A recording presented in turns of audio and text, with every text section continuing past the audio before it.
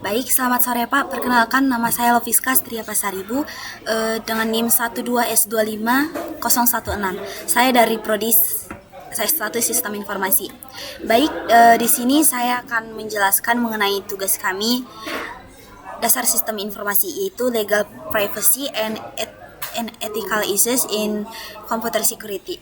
Baik Pak, di sini yang pertama saya akan menjelaskan kekayaan intelektual atau IPR dan perlindungan program atau data. Kekayaan intelektual atau intellectual property merupakan dua konsep yang saling terkait namun berbeda. Secara umum, IPR berfokus pada perlindungan hak cipta dan paten dari produk kreatif, sedangkan perlindungan program dan data lebih menekankan pada keamanan dan privasi informasi. Baik, di sini saya akan menjelaskan mengenai hak cipta. Hak cipta memberikan perlindungan terhadap karya yang diapresiasikan ke dalam bentuk nyata, termasuk program komputer.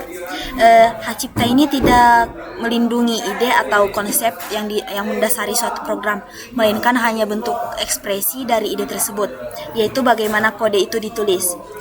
Jadi dua orang boleh saja membuat program dengan fungsi yang sama selama kode yang digunakan berbeda. Namun menyalin atau mengambil struktur program orang lain dapat dianggap sebagai pelanggaran hak cipta. Baik Pak, yang berikutnya yaitu paten. Paten ini melindungi invensi atau penemuan yang bersifat teknis, termasuk metode kerja baru atau algoritma yang memiliki kontribusi teknis yang jelas dalam dunia komputasi. Jadi tidak seperti hak cipta, paten memerlukan proses pemeriksaan yang panjang dan ketat untuk memastikan bahwa penemuan itu benar-benar baru, inovatif, dan dapat diterapkan dalam industri. Kemudian di sini saya akan menjelaskan merek dagang. Merek dagang ini berfungsi untuk melindungi identitas suatu produk atau layanan.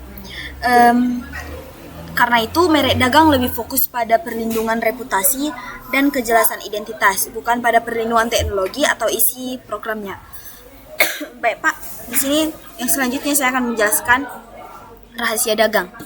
Rahasia dagang ini melindungi informasi bernilai yang tidak diketahui publik dan dijaga secara aktif oleh pemiliknya. Perlindungan ini berlaku selama informasi tersebut tetap dirahasiakan melalui langkah-langkah seperti enskripsi, pembatasan akses, dan perjanjian kerahasiaan. Selama rahasia itu dijaga, perlindungan tidak memiliki batas waktu.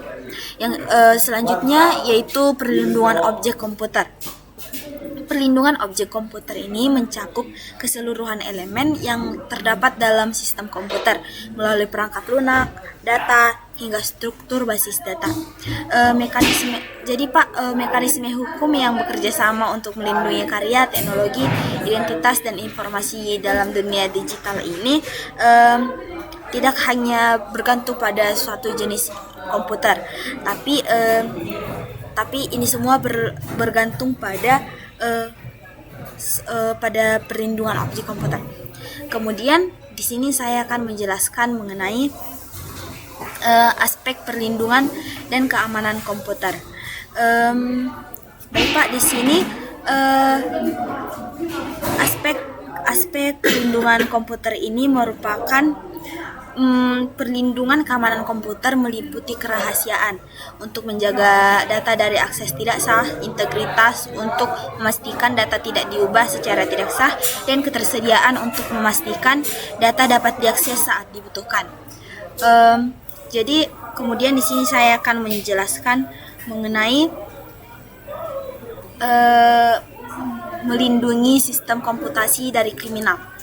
Perlindungan terhadap sistem komputasi bertujuan untuk mencegah akses ilegal, perusakan, pencurian data, maupun gangguan operasi yang dilakukan oleh pihak yang tidak bertanggung jawab.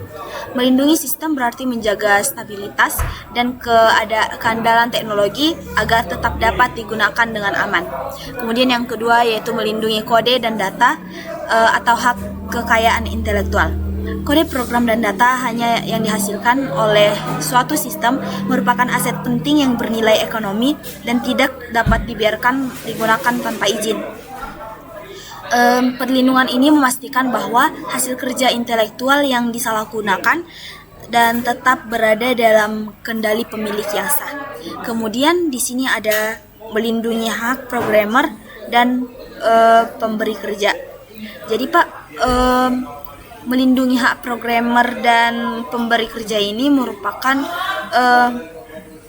memiliki tugas memastikan bahwa pencipta program mendapatkan penghargaan dan hak hukum atas karya mereka. Perlindungan ini mencegah pihak lain mengklaim atau mengeksploitasi hasil kerja programmer tanpa izin dan memastikan pemberi kerja dapat mengelola aset teknologi secara sah dan aman. Kemudian melindungi data pribadi individu. Data pribadi ini merupakan informasi sensitif yang mengandung identitas seseorang dan harus dijaga agar tidak disalahgunakan. Perlindungan data pribadi ini membantu mencegah kejahatan seperti pencurian identitas, penipuan, dan pelanggaran privasi.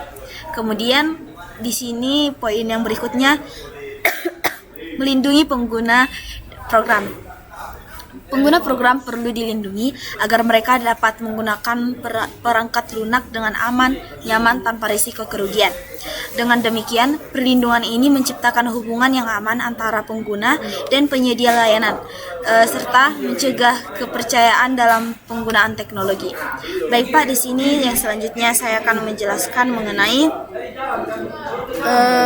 isu kejahatan. Di sini isu kejahatan memiliki 4 poin penting. Nah, jadi isu kejahatan komputer atau cybercrime ini meliputi berbagai bentuk kejahatan yang dilakukan melalui teknologi seperti peretasan, pencurian data, penipuan online, ransomware, dan phishing. Baik Pak, di sini saya akan menjelaskan mengenai aturan hukum.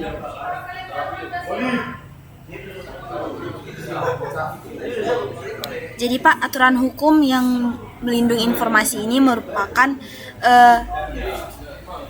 suatu informasi yang dibuat untuk memastikan bahwa data bersifat baik, pribadi, komersial maupun rahasia negara tidak disalahgunakan oleh pihak yang tidak berwenang. Dengan adanya aturan hukum ini, masyarakat dan perusahaan memiliki payung hukum yang jelas untuk menjaga integritas serta keamanan informasi dalam lingkungan digital yang semakin kompleks. Baik, yang kedua yaitu status dalam undang-undang. Status dan undang-undang adalah landasan resmi yang menjadi dasar perlindungan informasi dalam suatu negara. Dengan adanya peraturan yang jelas, negara dapat menegakkan standar keamanan informasi yang seragam dan memastikan setiap pihak bertanggung jawab terhadap data yang mereka kelola.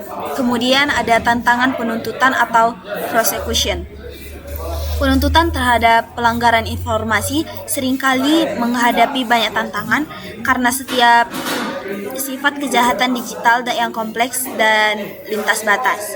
Pelaku dapat beroperasi dari negara lain, menyembunyikan identitasnya, atau menggunakan teknologi enskripsi yang sulit dilacak. Tantangan lain muncul dari keterbatasan aparat penegak hukum dan memahami teknologi yang terus berkembang. Akibatnya, tidak semua kasus dapat diselesaikan dengan cepat atau tuntas meskipun kerugiannya sangat besar bagi korban.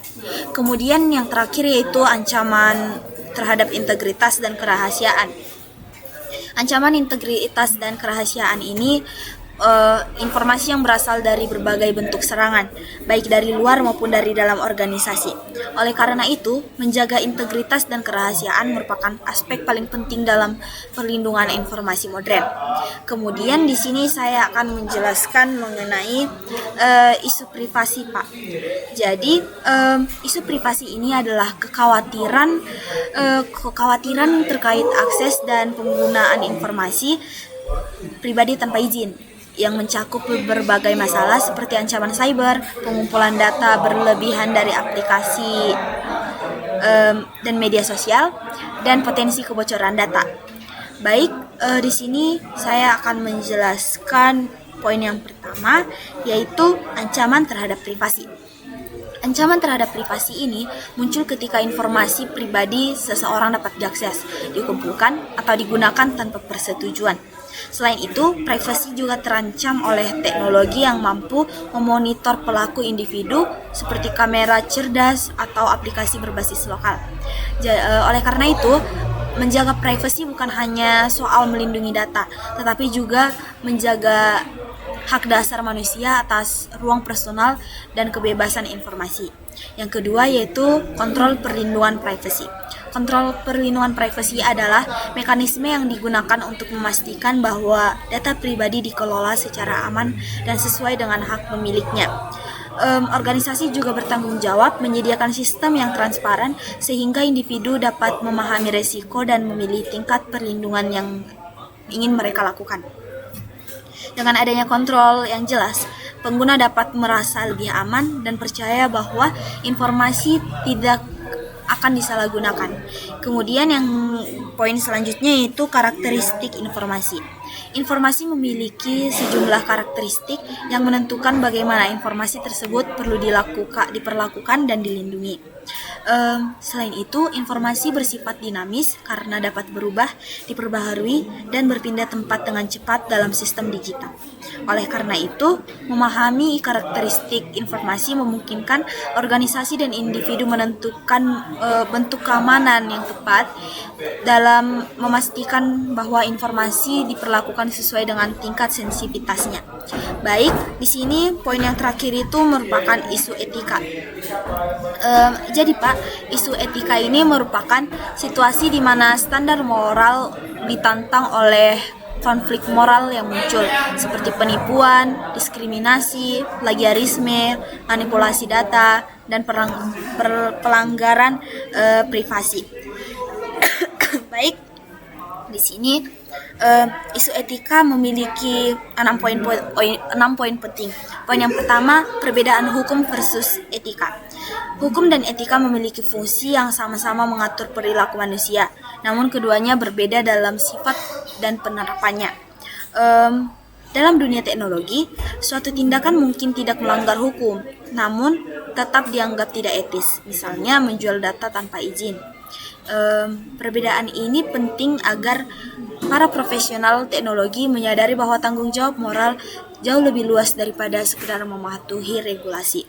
Kemudian poin yang kedua, etika perangkat lunak gagal atau software failures. Poin ini menjelaskan bahwa kegagalan perangkat lunak menimbulkan pernyataan etis karena dapat menyebabkan kerugian bagi pengguna, organisasi, atau bahkan keselamatan publik. Dalam sistem kritis seperti kesehatan, transportasi, dan keuangan, kegagalan perangkat lunak dapat menyebabkan konsekuensi serius. Oleh karena itu, etika profesi mengharuskan pengembang bekerja dengan standar tinggi untuk meminimalkan risiko. Yang ketiga yaitu social engineering. Social engineering adalah teknik manipulasi psikologis yang digunakan untuk mengelabui seseorang agar memberikan informasi rahasia atau melakukan tindakan tertentu yang merugikan. Ancaman ini menunjukkan bahwa keamanan tidak hanya bergantung pada perangkat lunak dan perangkat keras, tetapi juga pada kesadaran manusia dalam menjaga informasi. Yang berikutnya yaitu pentingnya pendidikan dan misinformasi. Pendidikan menjadi kunci dalam menghadapi tantangan teknologi dan keamanan modern, terutama banyak orang yang masih muda terpengaruh dalam misinformasi. Jadi ketika pendidikan diperkuat, masyarakat lebih siap untuk menghadapi risiko teknologi dan mampu memanfaatkan informasi secara bertanggung jawab. Kemudian ada kode etik. Kode etik adalah pedoman yang disusun oleh profesi tertentu untuk mengatur perilaku anggotanya. Kode etik juga membantu membangun kepercayaan publik terhadap profesi teknologi dan memastikan bahwa produk dan layanan dikembangkan dengan mempertimbangkan keselamatan dan kepentingan pengguna. Baik, yang terakhir yaitu kesimpulan keamanan. Keamanan ini dalam sistem digital bukan hanya persoalan teknis, tapi juga mencakup aspek hukum, etika, dan perilaku manusia. Kombinasi pengaman hukum, kesadaran etis, kedisiplinan pengguna, serta penerapan standar keamanan yang tepat menjadi dasar landasan penting untuk menjaga integritas, kerahasiaan, dan keandalan informasi di era digital. Tanpa pendekatan yang menyeluruh, sistem akan selalu rentan terhadap ancaman yang terus berkembang. Baik Pak, mungkin hanya itu yang dapat saya jelaskan. Jika saya memiliki tutur kata atau penjelasan yang salah, saya mohon maaf. Sekian dan terima kasih.